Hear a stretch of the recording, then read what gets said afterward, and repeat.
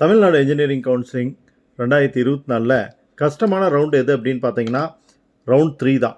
ஏன்னா round 1 round 2ல் இருக்கக்கூடிய டாப் காலேஜஸ் எல்லாத்தையுமே ஸ்டூடெண்ட் சூஸ் பண்ணியிருப்பாங்க. மீதி இருக்கக்கூடிய கல்லூரிகளில் சீட் கிடைக்கிறது ரொம்ப சிரமமாகவே இருக்கும். இந்த ரவுண்ட் அட்டன் பண்ணக்கூடிய ஸ்டூடெண்ட்ஸ்க்கு சில மிக முக்கியமான சந்தேகங்கள் இருக்குது. அதை பற்றி தான் நம்ம இந்த வீடியோவில் பார்க்க போகிறோம். ஃபஸ்ட்டு சந்தேகம் என்ன அப்படின்னு பார்த்தீங்கன்னா, எப்போ வேகன்சி லிஸ்ட் வரும், அதாவது ரவுண்ட் 3க்கு எந்தெந்த காலேஜில் எவ்வளோ சீட்ஸ் இருக்குது அப்படிங்கிற வேகன்சி லிஸ்ட் எப்போ வரும் அப்படின்னு பார்த்தீங்கன்னா, ரவுண்ட் 2ஓட அப்வேர்டு மூமெண்ட் அக்செப்ட் அண்ட் அப்வேர்டாக இருக்கலாம், அல்லது டிக்ளைன் அண்ட் அப்வேர்டாக இருக்கலாம். இந்த ரெண்டுக்கான அப்வேர்டு முடிஞ்சு அதுக்கான ரிசல்ட் 23ஆம் தேதி காலையில் 10 மணிக்கு முன்னாடியே வந்துடும். ஸோ இந்த அப்வேர்டுக்கான ரிசல்ட்ஸ் வந்ததுக்கப்புறம் தான் இந்த வேகன்சி லிஸ்ட் வரும். வேகன்சி லிஸ்ட் வந்தோடனே ரவுண்ட் 3 ஸ்டூடெண்ட்ஸ் என்ன பண்ணணும்னா பொறுமையாக அனலைஸ் பண்ணணும். அவங்களுக்கான டாப் காலேஜஸ் என்னென்ன, அந்த காலேஜஸில் அவங்களுக்கான டாப் காலேஜஸ் என்னென்ன, இதுதான் ரொம்ப முக்கியமான வார்த்தை. ஏன்னா நீங்கள் ரவுண்ட் 1ல் டாப் காலேஜஸாக இருக்கக்கூடியது ரவுண்ட் 3க்கு வரும்னு சொல்ல முடியாது. அப்போ உங்களுடைய கட் ஆஃப் மார்க்கு, ரேங்க்கு, எந்த காலேஜ் டாப்பில் இருக்குது அப்படிங்கிறத நீங்கள் சூஸ் பண்ணணும். இதுக்கு நம்ம சேனலில் ஏற்கனவே சில வீடியோஸ் போட்டிருக்கோம். என்ன அப்படின்னு பார்த்தீங்கன்னா, ப்ரீவியஸ் இயர் ரேங்க் அடிப்படையில் நம்ம காலேஜஸ் ரேங்க் பண்ணியிருக்கிறோம். அதில் அந்த காலேஜஸை சூஸ் பண்ணுறதுக்கான மெத்தடும் சொல்லியிருக்கோம். ஸோ எல்லா டிபார்ட்மெண்ட்டுக்குமே அது இருக்குது. கம்யூனிட்டி கேட்டகரி வைஸ் பார்த்தீங்கன்னா உங்களுக்கு ரேங்க் கீழே போய்கிட்டு இருக்கிறதையே பார்க்கலாம். ஸோ அதில் நீங்கள் அதனோட பேட்டர்ன் அடிப்படையில் காலேஜஸ் சூஸ் பண்ணிக்கலாம். சூஸ் பண்ணிக்கிட்டு அந்த காலேஜஸில் உங்களுக்கு இடம் இருக்கா அப்படிங்கிறத முடிவு பண்ணிக்கலாம். இப்போது இருக்கக்கூடிய ரெண்டாவது சந்தேகம் என்ன அப்படின்னா, ஸ்டூடெண்ட்ஸுக்கு இனிஷியல் பேமெண்ட் பண்ணணுமா அப்படின்னு சொல்லி திரும்பவும் கேட்டிருக்காங்க. கண்டிப்பாக இனிஷியல் பேமெண்ட் கிடையாது. அது முன்னாடி இருந்த பழைய சிஸ்டம். இப்போ இனிஷியல் பேமெண்ட் அப்படிங்கிறத எடுத்துட்டாங்க. நீங்கள் கவுன்சிலிங் முடிஞ்சதுக்கப்புறம் உங்களுக்கு வந்திருக்கக்கூடிய டென்டேட்டிவ் அலாட்மெண்ட்டை கன்ஃபார்ம் பண்ணினதுக்கப்புறம் நீங்கள் பேமெண்ட் பண்ணினா போதும் அப்படிங்கிற சிஸ்டம் இப்போ நடைமுறையில் இருக்குது. அது டிஎஃப்சியில் போய் கட்டணும், அல்லது நேராக காலேஜ்லேயே போய் ஜாயின் பண்ணிக்கலாம். ஸோ இனிஷியல் பேமெண்ட் அப்படின்னு சொல்லி எந்த விதமான சிஸ்டமும் கிடையாது. கன்ஃபியூஸ் ஆக வேண்டியதில்லை. ரவுண்ட் 3ல் இருக்கக்கூடிய அடுத்த டவுட் என்ன அப்படின்னு பார்த்தீங்கன்னா, ரவுண்ட் 3க்கு அப்வேர்ட் மூவ்மெண்ட் உண்டா அப்படின்னு கேட்டால் டெஃபினட்டாக அப்வேர்ட் மூவ்மெண்ட் ரவுண்ட் 3க்கும் உண்டு. நீங்கள் கவலைப்பட வேண்டிய அவசியம் இல்லை. ஆனால் ரவுண்ட் 3ல் நீங்கள் அக்செப்ட் அண்ட் அப்வேர்ட் கொடுத்தா தப்பிச்சிங்க, டிக்ளைன் அண்ட் அப்வேர்ட் கொடுத்தா உங்களுக்கு அடுத்த ரவுண்டு இல்லை. இருக்கிற ஒரு ரவுண்டு சப்ளிமெண்ட்ரி அப்படிங்கிறது என்னென்னா, இருக்கிற சீட்டெல்லாம் போக மீதி இருக்கக்கூடிய காலேஜில் புதுசாகவும் ஸ்டூடெண்ட்ஸ் சேர்ந்து வரக்கூடிய கவுன்சிலிங். அதனால் நீங்கள் accept and admit, accept and upward, இந்த 2 சாய்ஸை தவிர்த்து வேறு எதையுமே நீங்கள் சூஸ் பண்ணாமல் இருக்கிறது ரவுண்ட் 3 ஸ்டூடெண்ட்ஸை பொறுத்த வரைக்கும் சிறப்பான விஷயம் அப்படின்னு சொல்லணும். பொதுவாகவே எல்லா ரவுண்ட்லேயும் ஸ்டூடெண்ட்ஸ் கேட்கக்கூடிய இன்னொரு கேள்வி தான் 3வது சந்தேகமாக இருக்குது ஸ்டூடெண்ட்ஸுக்கு. என்ன அப்படின்னா, இந்த காலேஜ் வெஸ் இந்த காலேஜ், அதாவது ஒரு எக்ஸ் காலேஜ் வெஸ் ஒய் காலேஜ் எப்படி இருக்கும் அப்படின்னு சொல்லி கம்பேரிசன் கேட்டிருக்கீங்க. இந்த கம்பேரிசன் அப்படிங்கிறது உங்களுடைய பல்வேறு சூழல்களை பொறுத்தது. உங்களோட கட் ஆஃப் மார்க், உங்களுடைய கோர்ஸ் ப்ரிஃபரன்ஸ், உங்களோட சப்ஜெக்ட் நாலேஜ், இருக்கக்கூடிய டெப்த்து, அதே போல் நீங்கள் என்ன மாதிரியான பிளேஸ்மெண்ட் எதிர்பார்க்குறீங்க, உங்களோட பொருளாதார நிலைமை என்ன மாதிரியான இந்த மாதிரியான விஷயங்கள் எல்லாம் சார்ந்தது தான் இந்த காலேஜ் பெஸ்ட்டாக இந்த காலேஜ் பெஸ்ட்டாக அப்படிங்கிறத சூஸ் பண்ணும். பட் பொதுவாக ஸ்டூடெண்ட்ஸோட ப்ரிஃபரன்ஸ் அடிப்படையில் எந்த காலேஜ் பெஸ்ட்டாக இருக்குது அப்படிங்கிறத நம்ம ஏற்கனவே சொன்ன மாதிரி அந்த ரேங்க் லிஸ்ட் அடிப்படையில் நீங்கள் செக் பண்ணி பார்த்துக்கலாம். அதே போல் தான் அடுத்த சந்தேகம் என்னென்னா, எந்த கோர்ஸ் எடுக்கலாம் அப்படிங்கிறது. ஃபஸ்ட்டு நல்ல காலேஜை செலக்ட் பண்ணுங்கள், அதுக்கப்புறம் நீங்கள் கோர்ஸுக்கு வரலாம். கோர்ஸ் அப்படிங்கிறது இன்றைக்கி ட்ரெண்டிங்கில் இருக்கக்கூடிய கோர்ஸஸையே கூட நீங்கள் செலக்ட் பண்ணலாம்.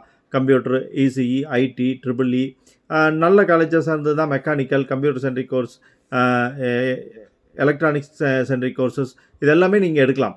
இது first computer science, IT, ECE, triple E, இதோட சேர்த்து கம்ப்யூட்டர் சென்ட்ரிக் கோர்சஸ், அப்புறம் electronic centric courses, electrical centric courses, இதெல்லாம் எடுத்ததுக்கப்புறம் காலேஜ் நல்லா இருக்குது அப்படின்னா நீங்கள் மெக்கானிக்கல், இன்னும் நல்ல காலேஜ் போயே ஆகணும் அப்படின்னு முடிவு பண்ணும்போது சிவில், இந்த மாதிரி எடுக்கலாம். எஸ்சி எஸ்டி ஸ்டூடெண்ட்ஸை பொறுத்த வரைக்கும் உங்களுக்கு பிற்பாடு என்ன வரும்னா, எஸ்சிஏ டு எஸ்சி கவுன்சிலிங் வரும். ஸோ அதை ஞாபகத்தில் வச்சுக்கிட்டு நீங்கள் காலேஜ் செலக்ட் பண்ணும்போது நல்ல காலேஜாகவே செலக்ட் பண்ணுங்கள். அப்போ உங்களுக்கு எஸ்சிஏ டு எஸ்சி கவுன்சிலிங்கில் இன்னும் நல்ல காலேஜுக்கு நீங்கள் மூவ் ஆகிறதுக்கான சான்ஸ் இருக்குது. ஸோ அந்த சான்ஸையும் நீங்கள் யூஸ் பண்ணிக்கலாம் அப்படிங்கிறத தெளிவாக ஞாபகத்தில் வச்சுக்கோங்க. 7.5 ஸ்டூடெண்ட்ஸை பொறுத்த வரைக்கும் அவங்களுக்கு கவலை என்னென்னா, சீட் கிடைக்குமா அப்படிங்கிறது தான்.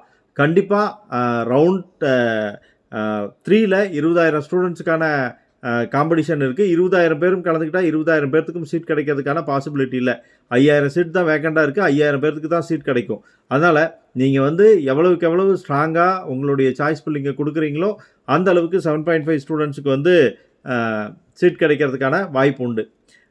அடுத்த கேள்வி என்ன அப்படின்னு பார்த்தீங்கன்னா, எல்லா ரவுண்டையும் போல் இந்த ரவுண்ட்லேயும் ஸ்டூடெண்ட்ஸ் கேட்கக்கூடிய கேள்வி என்னென்னா, என்னுடைய கட் ஆஃப் மார்க் இது, என்னுடைய ரேங்க் இது, எனக்கு நல்ல காலேஜ் சொல்லுங்கள். இப்படி பொதுவாக நம்ம வந்து காலேஜ் வந்து சொல்ல முடியாது. இந்த கட் ஆஃப்க்கு இந்த மார்க்குக்கு இதுதான் நல்ல காலேஜ் அப்படின்னு சொல்ல முடியாது. இண்டிவிஜுவலாக ஒவ்வொரு ஸ்டூடெண்ட்டுக்கான ப்ரிஃபரன்ஸும் வேரி ஆகும்.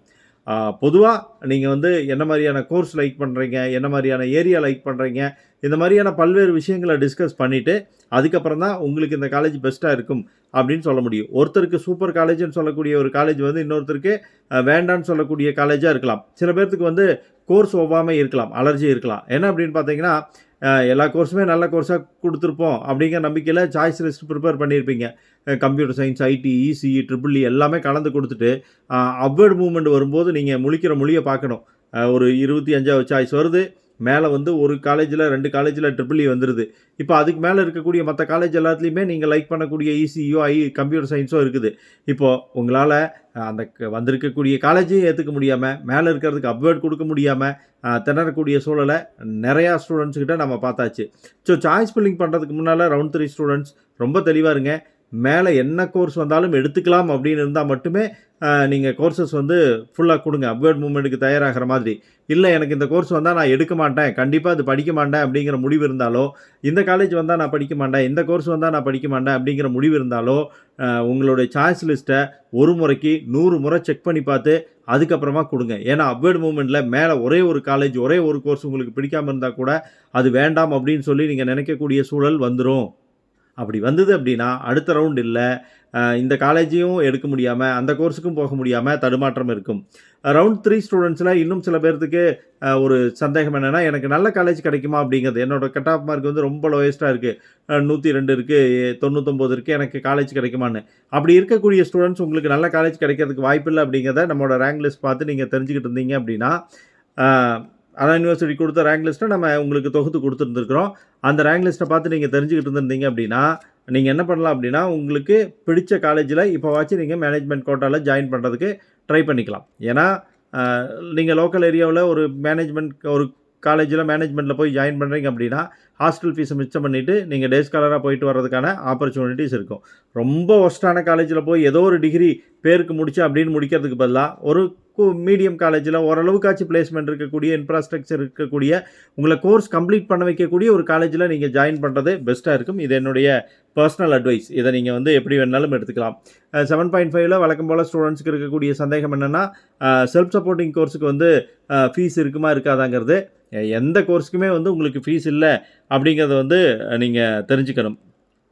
ஸோ அப்வர்ட் ரிசல்ட்டுக்கு அப்புறம் எவ்வளோ நாள் நமக்கு டைம் கிடைக்கும் அப்படிங்கிறது ரவுண்ட் 2 ஸ்டூடெண்ட்ஸுக்கும் இருக்கக்கூடிய டவுட். ரவுண்ட் 3க்கு இருக்கக்கூடிய ஸ்டூடெண்ட்ஸ் அப்வர்ட் ரிசல்ட் வந்ததுக்கப்புறமும் உங்களுக்கு ஒரு வாரம் வரைக்கும் டைம் தருவாங்க. ஸோ ஃபைனலாக இன்னொரு டவுட் நிறையா ஸ்டூடெண்ட்ஸுக்கு இருக்கக்கூடியது, இது எல்லா ரவுண்ட்லேயும் இருக்கக்கூடிய ஸ்டூடெண்ட்ஸ்க்கான டவுட் தான், எவர் கிரீன் டவுட் அப்படின்னு சொல்லலாம். காலேஜில் எனக்கு ஃபீஸ் கட்டுறதுக்கு டைம் தருவாங்களா, அந்த குறிப்பிட்ட டேட்டுக்குள்ளே குறிப்பிட்ட ஃபீஸை கட்டிட்டாலும் கூட மீதி ஃபீஸ்க்கு வந்து எவ்வளோ நாள் டைம் தருவாங்க அப்படின்னு ஒரு கேள்வி இருக்குது. இது ஒவ்வொரு காலேஜை பொறுத்தும் இண்டிவிஜுவலாக வேரி ஆகும். அதனால் வந்து நீங்கள் காலேஜில் விசாரிக்கிறது தான் வந்து கரெக்டாக இருக்கும். ஸோ உங்களுக்கான சந்தேகங்கள் இதில் தீர்ந்திருக்கும்னு நினைக்கிறேன். இன்னும் கூடுதல் சந்தேகங்கள் இருந்ததுன்னா கீழே கமெண்ட்டில் கேளுங்க. அடுத்தடுத்து வரக்கூடிய வீடியோக்களில் நம்ம அந்த சந்தேகங்களுக்கான பதில்களை தர முயற்சி பண்ணுவோம். தகவலை ஃப்ரெண்ட்ஸோட ஷேர் பண்ணுங்கள், அவங்களுக்கும் யூஸ்ஃபுல்லாக இருக்கும். பிடிச்சிருந்தால் லைக் பண்ணி சேனலை சப்ஸ்கிரைப் பண்ணுங்கள். Bye friends.